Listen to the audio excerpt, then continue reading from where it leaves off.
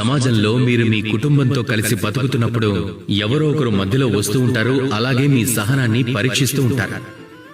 వచ్చి వాళ్ళు మీ ఓర్పుని చెడగొడతారు. ఇకప్పుడు వద్దు అనుకున్నా అలా జరుగుతూ ఉంటుంది.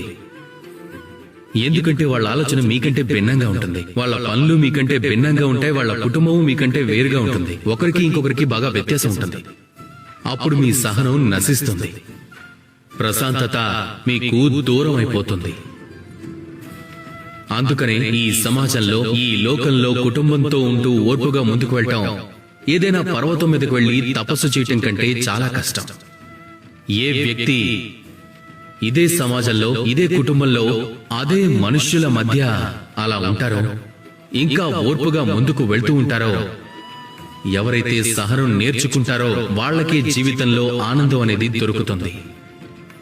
ఇదే సహనం, ఓర్పు ప్రశాంతతను మీ దగ్గరకు తీసుకొస్తుంది. అందుకే ఓర్పుగా ముందుకు వెళ్తూ ఉండండి. అలాగే నాతో పాటు ప్రేమగా చెప్పండి, రాధా కృష్ణ.